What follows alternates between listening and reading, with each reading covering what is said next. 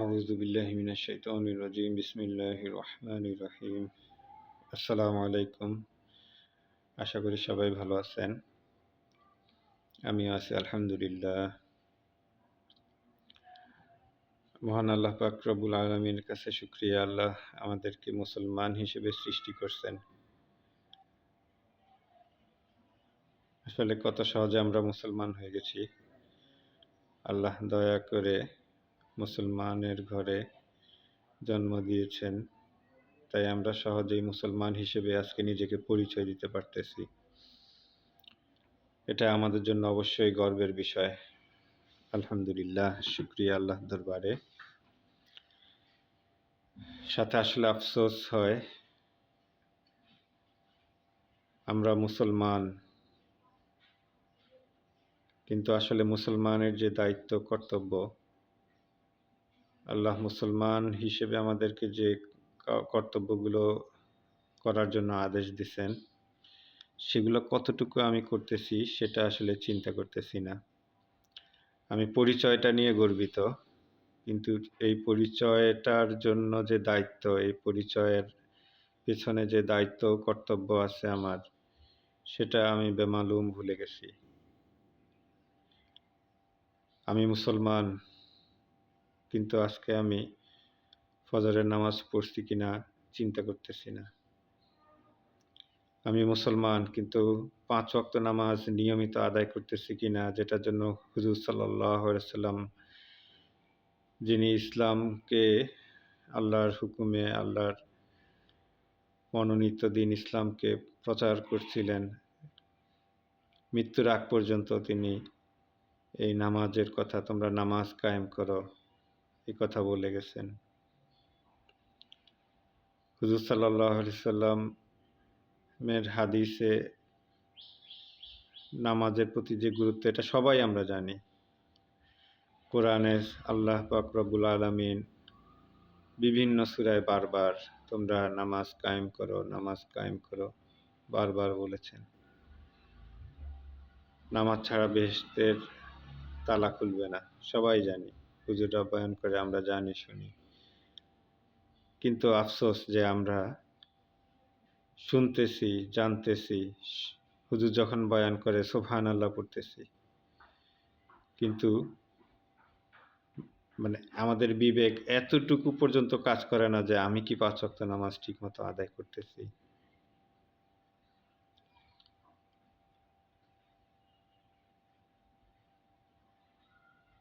এরপরে আজকে আমরা মুসলমান, কিন্তু আজকে আমরা ইহুদি, নাসারা, বিজাতীয়দের সংস্কৃতি মেনে চলার জন্য সংগ্রাম করে যাচ্ছি। আজকে মুসলমানদের সাথে মুসলমান ইতিহাস, মুসলমান ঐতিহ্য, শরীয়তের বিধান, কোরআন হাদিসের বিধান, এগুলো নিয়ে তর্ক করা লাগে, বুঝানো লাগে, এবং মুসলমানরা তর্ক করে। বিজাতীয় সংস্কৃতি নিয়ে মুসলমানরা তর্ক করে। এই যে আজকে যে ভিডিও করতেছি, আজকে এপ্রিল মাসের সম্ভবত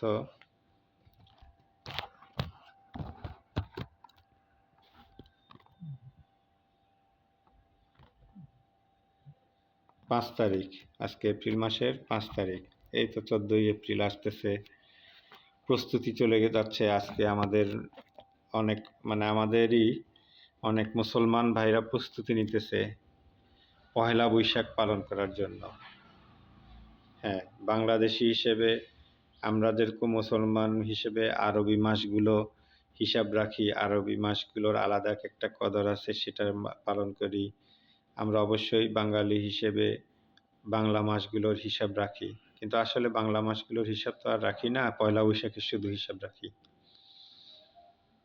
এখন পয়লা বৈশাখ বছর শুরু হয়, তো বছর শুরু হচ্ছে, নতুন আরেকটা বছর শুরু হচ্ছে, সেটা যেন ভালোভাবে শুরু হয়।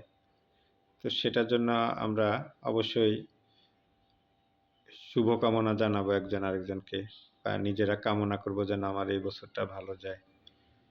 এখন কামনাই করতেছি আমি অশুভ জিনিস দিয়ে। আজকে দেখা গেছে অন্য কাউকে না, কোনো হিন্দু, খ্রিস্টান, বৌদ্ধ, অন্য কাউকে বোঝানো লাগতেছে না। আজকে মুসলমান হয়ে মুসলমানদেরকে বোঝানো লাগে এই যে বিভিন্ন যে বিজাতীয়দের বা বিধর্মীদের অনুসরণ করে বিভিন্ন রীতি কানুন পালন করা হয়, এইগুলো যে ঠিক না, এটা আজকে মুসলমান হয়ে মুসলমানকে বোঝানো লাগে। মুসলমান তর্ক করে, মুসলমানের ছেলেরা আজকে যে ফেসবুকে ঢুকলে দেখবেন এই যে অলরেডি দুই একটা পোস্ট দেখা যায়, এই যে যখন পয়লা বৈশাখ আসবে আগে পরে দেখবেন মুসলমানের ছেলেরা তর্ক করতেছে। বেশিরভাগ আপনার আইডিতে ঢুকে ঢুকে দেখবেন এরা মুসলমানের সন্তান।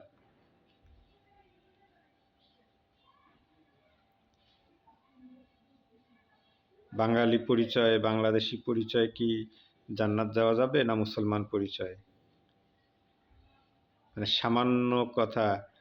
এখন কি করছে আমাদের দেশের একটা শ্রেণী আছে, ওরা ইসলাম, মুসলমান ধর্ম এটাকে একদিকে, আবার এই যে রাষ্ট্র, তারপরে বাঙালি, বাংলাদেশি, মানে এই জিনিস দেশপ্রেম এগুলোকে আলাদা দিকে নিয়ে গেছে। এটা কেন আলাদা হবে? আমি মুসলমান, মুসলমানের যে নিয়ম অনুসারে আমি আমার দেশকে ভালোবাসবো, এটা তো আমার এটা এমনি মুসলমান হিসেবে দায়িত্ব। তো দেশপ্রেম মানে হচ্ছে কি, আমি মুসলমান হিসেবে দেশপ্রেম মানে কি বুঝায়? দেশের সার্বভৌমত্ব যেন নষ্ট না হয় সেদিকে খেয়াল রাখা, দেশকে, আমার দেশকে নিয়ে কেউ যেন কোনো রকম ষড়যন্ত্র করতে না পারে, কেউ যেন বিশৃঙ্খলা সৃষ্টি করতে না পারে সেদিকে খেয়াল রাখা, আমার দেশের প্রত্যেকটা কাজে যেন দুর্নীতি না থাকে, অনিয়ম না থাকে, আমি নিজেও করব না, অন্য কেউ করতেছে কিনা সেদিকে সজাগ দৃষ্টি রাখা, সেটার প্রতিবাদ করা। আমরা দুর্নীতি অনিয়ম কত কিছু কইরা যাই আর দেশপ্রেম দেখাই এই পহেলা বৈশাখ আসলে, ২৬শে মার্চ আসলে, এই ১৬ই ডিসেম্বর আসলে, তারপরে ২১শে ফেব্রুয়ারি আসলে একদম দেশপ্রেম দেখাই, সবাই দেশপ্রেমে উতলে পড়ে। কিন্তু যারা আপনি এই যে দেখেন আজকে এই যে ২৬শে মার্চ পালন মানে জাতীয়ভাবে আমাদের রাষ্ট্রপ্রধানরা, বিভিন্ন এই সংস্থারা পালন করতেছে, রাজনৈতিক দলরা পালন করে, আপনার বড় বড় নেতারা পালন করতেছে, বড় বড় সামরিক অফিসার, বেসামরিক অফিসাররা পালন করতেছে, সাংস্কৃতিক কর্মী, অমুক কর্মী, তমুক কর্মী সংগঠন ওরা পালন করতেছে এই দিবসগুলা, ফুল দিয়ে শ্রদ্ধা নিবেদন করতেছে। অন্য কেউ যদি ফুল দিয়ে শ্রদ্ধা নিবেদন না করে তাকে দেখা গেছে বিভিন্ন ট্যাগ দিচ্ছে। কিন্তু খোঁজ নিলে দেখা যাবে যে মানে এই যে যারা সুন্দর বড় বড় ফুলের মালা দিয়ে একেবারে ১৬ই ডিসেম্বর, ২১শে ফেব্রুয়ারি এগুলায় একেবারে শহীদ মিনার, স্মৃতিসৌধ এগুলায় যাইয়া খোঁজ নিয়ে দেখা যাবে যে দেশের মধ্যে দুর্নীতি তারাই করতেছে, লুটপাট অনিয়ম তারাই করতেছে।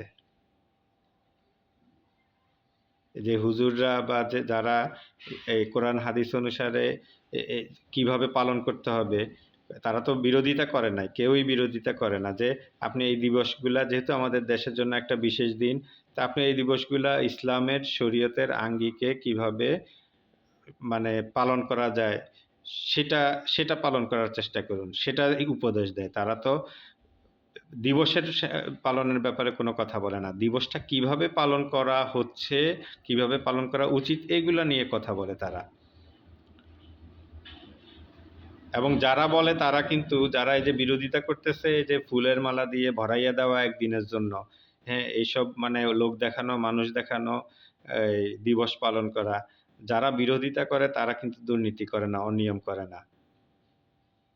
আর যারা করতেছে তাদের খোঁজ নিলে দেখা যাবে এরা অধিকাংশই দুর্নীতি অনিয়মের সাথে যুক্ত।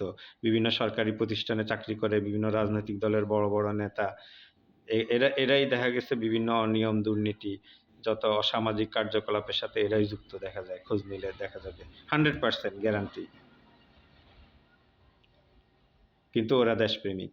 ওই যে ফুল নিয়ে শহীদ মিনারে যায়, ফুল নিয়ে স্মৃতিসৌধে যায়, ওরাই দেশপ্রেমিক। দুর্নীতি করছে না করছে, অনিয়ম করছে, ওটা নিয়ে সমস্যা নেই। তাহলে দেশপ্রেমের বিচার হইলো ওটা, যে ফুল নিয়ে শহীদ মিনারে গেল না গেল। বাংলা নববর্ষ, ওই মঙ্গল শোভাযাত্রা, অমুক শোভাযাত্রা, এই নাচ গান, বাঙালি উৎসব, এই সেই এগুলা পালন করলো না করলো, এগুলা নিয়ে দেশপ্রেম হিসেব হয়। মানে আমরা কি রকম বোকা, কি রকম জাতি। এবং মানে সবচেয়ে বড় আফসোস হচ্ছে যে আজকে এই বিষয়গুলা কোনো বিজাতির সাথে তর্ক করা লাগে না বা বিজাতিকে বোঝানো লাগে না। আজকে আফসোসের বিষয় হচ্ছে যে মুসলমান হয়ে মুসলমানের সন্তানকে এগুলা বোঝানো লাগে। এগুলা নিয়ে তারা তর্ক করে।